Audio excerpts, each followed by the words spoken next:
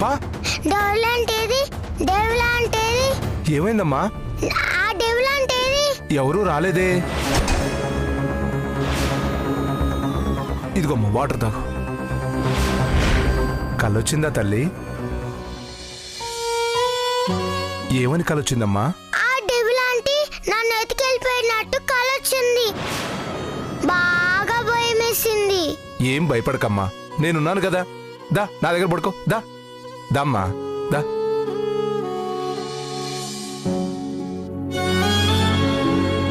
Liquor తాగాల్సిన అవసరం లేదు. ముందు ఆ చీప్ లిక్కర్ తాగడం మానే, లేకపోతే లివర్ పూర్తిగా డ్యామేజ్ అయ్యి ఎక్కువ రోజులు బతకవు నువ్వు.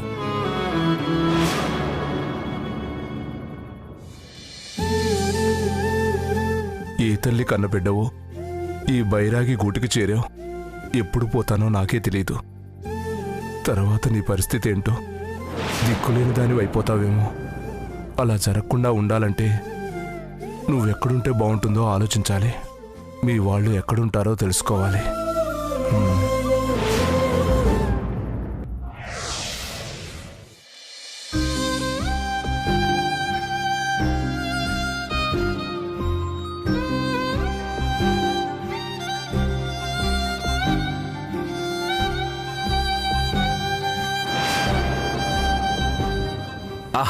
మీ అందరికీ ఒక గుడ్ న్యూస్.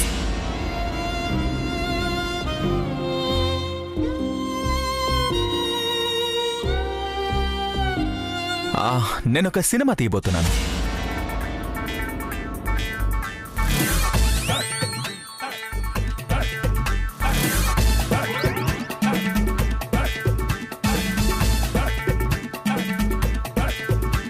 ఏంటి, ఎవరు కంగ్రాట్స్ చెప్పరా? Congrats sir. Congratulations sir. కర్మ, కంగ్రాట్స్ కూడా అడిగి చెప్పించుకోవాల్సిన గతి పట్టింది. సరే, మీరు అడగకపోయినా ఇప్పుడు నేను కథ ఏంటో చెప్పబోతున్నాను. చెప్పండి సార్. టైటిల్ ఏం పెట్టారు? అతడు, ఆమె, ప్రియుడు, ఓ పిస్తోలు.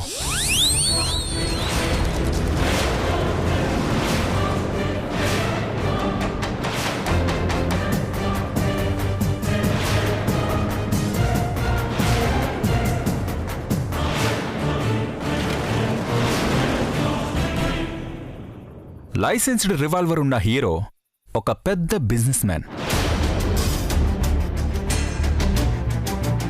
చాలా అవసరాల్లో ఉన్న హీరోయిన్ అతని దగ్గర సెక్రటరీగా జాయిన్ అవుతుంది. హీరోయిన్ మీద మనసు పడ్డ హీరో అతని అవసరాలన్నీ గమనిస్తూ ఆమె అడగకుండానే ఎన్నో విధాలుగా సాయం చేస్తూ వచ్చాడు. ఈలోపు వాళ్ళ లైఫ్లోకి ఒక మూడో వ్యక్తి వచ్చాడు. వాడే విలన్. ఇప్పుడు ఆ హీరో మధ్యలో వచ్చిన విలన్ అడ్డు ఎలా తొలగించుకోవాలా అని చూస్తూ ఉంటాడు. ఇది కథ.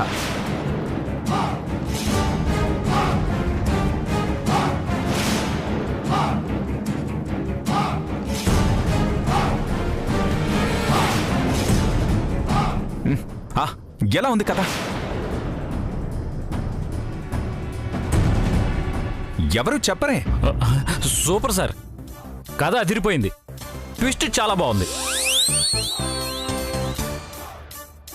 మరి ఆ మధ్యలో వచ్చిన విలన్ని హీరో ఏం చేస్తే బాగుంటుంది?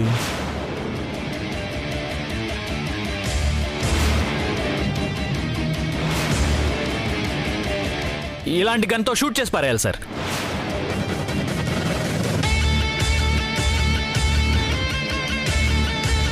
అదిరిపోయింది. దీంతో థియేటర్లో వణుకు పుడుతుంది. అవును సార్. నువ్వేమంటావు ప్రేమ? నాకు నచ్చలేదు సార్.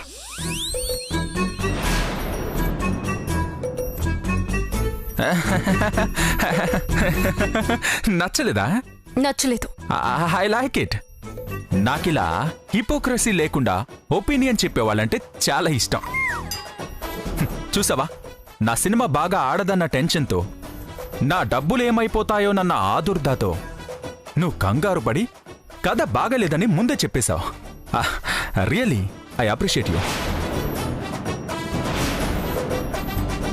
మరి ఎలా ఉంటే స్టోరీని ఆడియన్స్ ఆదరిస్తారో నువ్వే చెప్పు ప్రేమ.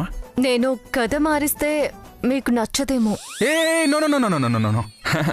ఇన్నోవేటివ్గా ఉండే ఏ థాట్ అయినా నాకు నచ్చుతుంది ప్రేమ. నువ్వు చెప్పు. కథలో హీరో అనుకునేవాడు హీరో కాదు, హీరోయిన్ పాలిట పెద్ద విలన్.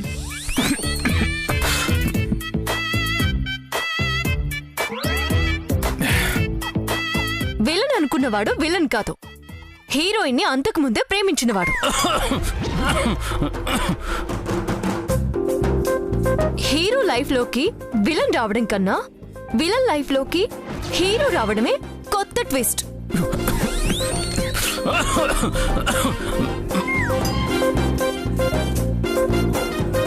విలన్ ని షూట్ చేసి పారేస్తానని పిస్తోల్ ని విలన్ చేతిలో పెట్టేసి ఫ్రస్ట్రేషన్ భరించలేక సూసైడ్ చేసుకున్నాడని ప్రపంచానికి చెప్తానని బెదిరించి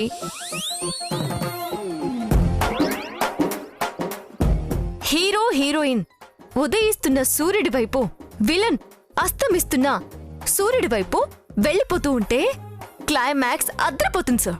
ఈ ట్విస్ట్ బాగుంది సార్. ఇదైతే ఆడియన్స్ అస్సలు ఎక్స్పెక్ట్ చేయరు. మీకు కనకవర్షం కురుస్తుంది సార్. మన గురువు గారు బాగుంటేనే కదా మనం బాగుండేది ప్రణయ్.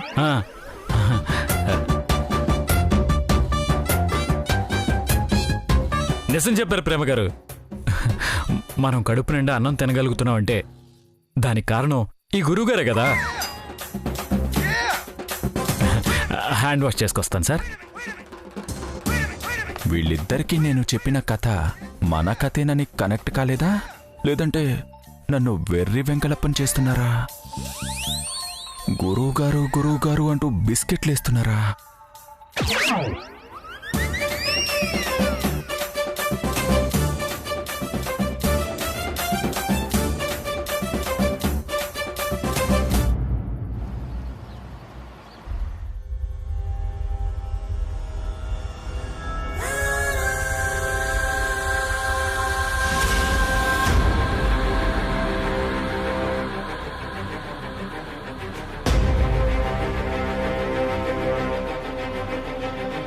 లైంగిక వేధింపులు.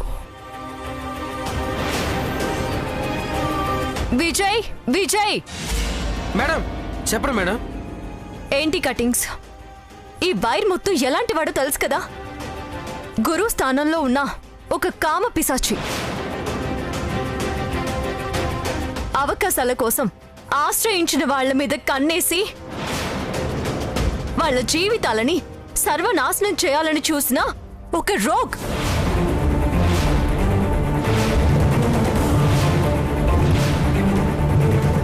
ఇలాంటి వాడి జీవిత చరిత్ర రాసిన ఈ పేపర్ని ఇక్కడెందుకు పెట్టారు? గురువు అంటే ఏంటి? శిష్యుల్ని ప్రేమగా చూడాలి, కానీ ప్రేమించకూడదు. కావలసిన మనిషిలా చూడాలి, కామంతో చూడకూడదు. ఇలాంటి వాడి పేరు కూడా మనం తలవకూడదు, తెలుసా?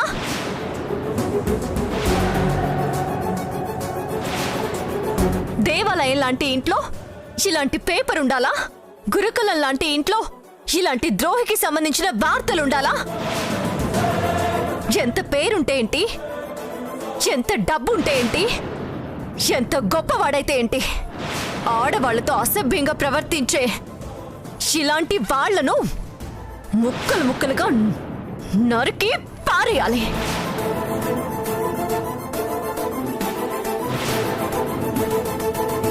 ఇలాంటి న్యూస్ పేపర్లో వేసినందుకు మీలాంటి సెలబ్రిటీస్ ఖండించి తీరాలి.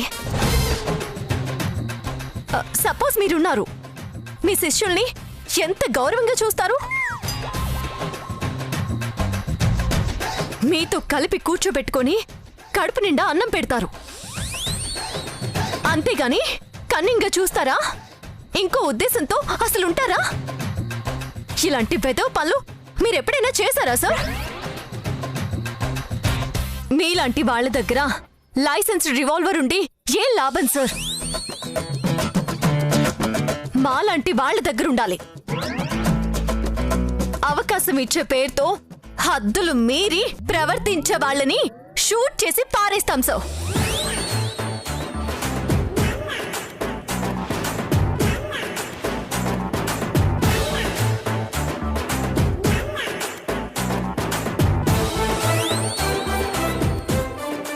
సార్, ప్రేమ నన్ను తిట్టిందా పొగిడిందా? నాకు వార్నింగ్ ఇచ్చిందా లేదా వైరముత్తు గురించి చెప్పి నన్ను ఆకాశానికి ఎత్తిందా? విక్రమార్కుణ్ణి బేతాళుడు అడిగినట్టుగా నన్ను నేనే అడుక్కునేంత కన్ఫ్యూజన్లో పడేసిపోయింది.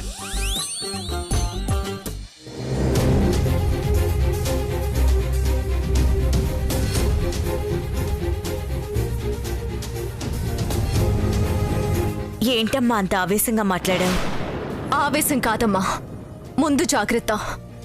గురువు గారని నేను గౌరవిస్తుంటే ఆయన నన్ను వేరే దృష్టితో చూస్తున్నారు. అలాంటి ఆలోచనలకు కళ్ళెం వేయాలని నేనే కావాలని ఆ పేపర్ కట్టింగ్స్ అక్కడ పెట్టి నా అభిప్రాయాలు తెలిసేలా చేశాను. మంచి పనే చేశావమ్మా. కానీ ఆయన ఇప్పుడు తుపాకీ తెచ్చిపెట్టి బెదిరించడానికి కూడా సిద్ధపడ్డాడు. ఇదంతా ఎక్కడి దాకా వెళ్తుందోనని భయంగా ఉందమ్మా. ఎప్పుడో తిక్క పుట్టి ప్రణయ్ ప్రాణాలు తీస్తాడేమో అనిపిస్తుంది. లేదులేమ్మా, ఆయనకంత ధైర్యం లేదు. అయినా నేనుండగా ప్రణయ్ మీద ఈగ వాళ్ళనిస్తానా? నాకు నా భర్తకు మధ్య ఆయన అడ్డుగా ఉండి ఇప్పుడు ప్రణయ్ అడ్డుగా ఉన్నాడు అని అనుకుంటున్నాడు. నా భర్త జోలికొస్తే నేనెలా చూస్తూ ఊరుకుంటాను? అలా అని మనం నిజం చెప్పలేం కదమ్మా. ఒక అబద్ధం ఎంత దాకా తీసుకొచ్చిందో చూసావా? ఇటు ప్రణయ్ని నా నుంచి దూరం చేస్తోంది, అటు కళాయిరాజా అడ్వాంటేజ్గా తీసుకోవడానికి అవకాశం ఇస్తోంది. ఇప్పుడేం చేద్దాం ప్రేమ? ఏమీ లేదమ్మా, నేనేమీ అవకాశం ఇప్పించమని నాకు నేనుగా అడగలేదు. ఆయనే నా పాట విని నాకు అవకాశం ఇచ్చారు. అప్పు తీరిపోతుందని ఆ పోటీకి ఒప్పుకోవడం ఒక్కటే నేను చేసిన పొరపాటు. ఈ ఇంట్లో ఆశ్రయం ఇవ్వమని నేను అడగలేదు. నాన్న చేసిన అప్పు తీర్చమని అడగలేదు. మనసులో వేరే ఉద్దేశం పెట్టుకొని కళాయిరాజా గారు ఇవన్నీ చేస్తున్నారని ప్రణయ్ తిరిగొచ్చాక గాని నాకు అర్థం కాలేదమ్మా. గురువుగా నమస్కారం చేస్తాను. మనందరికీ ఆశ్రయం ఇచ్చాడని జీవితాంతం గౌరవం ఇస్తాను. అంతే తప్ప నా పర్సనల్ లైఫ్లోకి ఎంటర్ అయితే మాత్రం చూస్తూ ఊరుకోలేను. ఎవరిని ఎంత దూరంలో ఉంచాలో నాకు బాగా తెలుసు. ముందు ప్రణయ్ని ఆ శివాగ్ని ఉచ్చు నుంచి బయట పడేలా చేయాలంటే నాకు ఏదో ఒక అవకాశం దొరకాలి.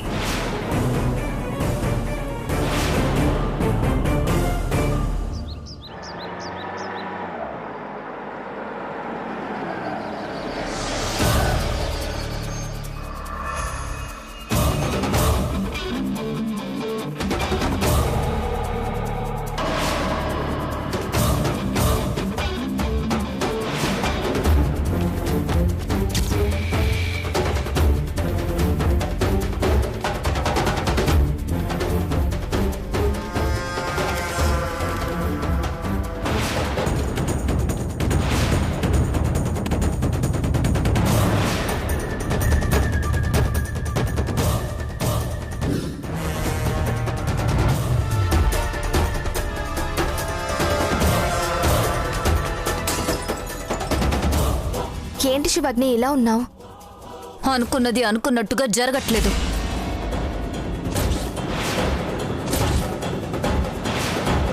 ఎందుకు జరగట్లేదు శివాగ్ని?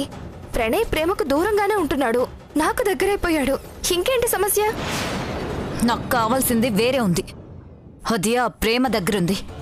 బంగారం దొరికితే గాని ప్రేమ అది నాకు తెచ్చివ్వదు. అది నా చేతికి చిక్కితే బంగారాన్ని బ్రతకనివ్వాలో చంపేయాలో అప్పుడు డిసైడ్ చేసుకుంటాను. బట్ బంగారం ఇదే ఊళ్ళో ఉన్నట్టు అడ్వకేట్ చెప్పాడు. ఇవాళ కాకపోయినా రేపైనా దొరుకుతుంది. ఈలోపు నేను చేయాల్సిన ముఖ్యమైన పని ఇంకొకటి ఉంది. ఏంటది? నీకు ప్రణయ్కి పెళ్లి చేసేయడం.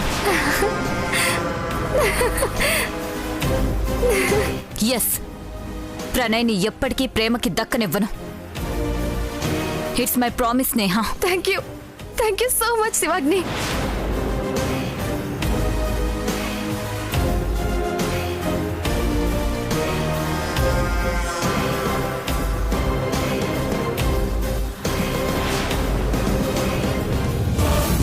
చిచ్చి, మార్చురీలో శవాలను చూసినా భయమే లేదు నాకు. ఈ ఇద్దరు ఆడవాళ్ళని చూస్తేనే భయం వేస్తుంది. అసలు ఇలా ఆడవాళ్లేనా?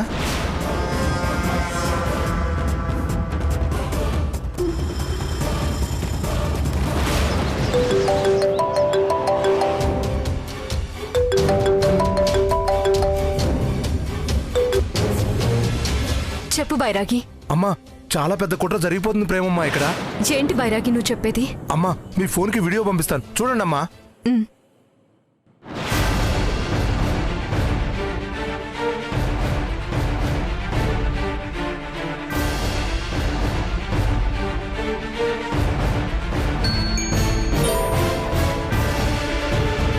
బంగారం దొరికితే గాని ప్రేమ అది నాకు తెచ్చివ్వదు. ప్రణయ్ని ఎప్పటికీ ప్రేమకి దక్కనివ్వను. It's my promise Neha.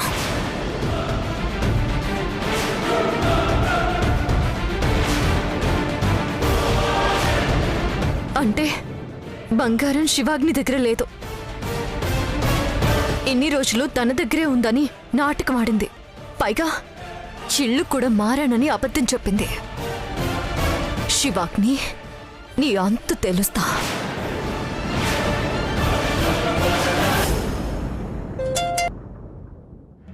బైరాగి, చెప్పండి అమ్మా.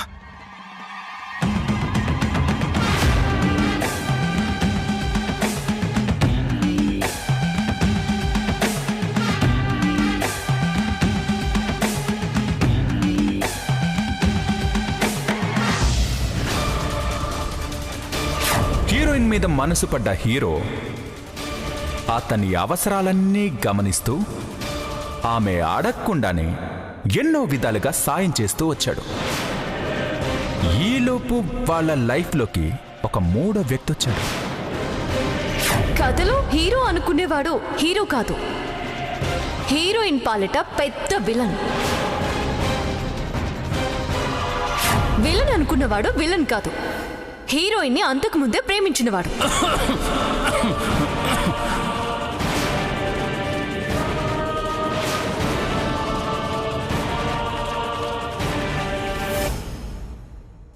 సార్, పిలిచారా సార్? అవును, పిలిచాను. కూర్చో ప్రణయ్. పర్లేదు, కూర్చో. నీ అమూల్యమైన అభిప్రాయం కోసం పిలిచాను ప్రణయ్. నా అభిప్రాయం అమూల్యమైందని నాకే తెలీదు, మీకెలా తెలుసు సార్? నేను కళ్ళు చూసి కథ చెప్తాను, చెవుల్ని చూసి చరిత్ర తెలుసుకుంటా, మాట విని మనసులో ఉన్నది కనిపెడతా. రాత్రి నేనొక కథ చెప్పాను. ఆ కథ బావుందని నువ్వన్నావు. తర్వాత ప్రేమ కథని మార్చింది. ఆ కథ కూడా బావుందని మళ్ళీ నువ్వే అన్నావు. ఇప్పుడు నేను ఇంకొక వెర్షన్ చెప్తాను. అది బాలేదని నువ్వు అనకూడదు, బావుందనే అనాలి. ఓహో, అమూల్యమైన అభిప్రాయం అంటే ఇలా చెప్పాలా? అలాగే సార్, చాలా బాగుంది అనే చెప్తాను.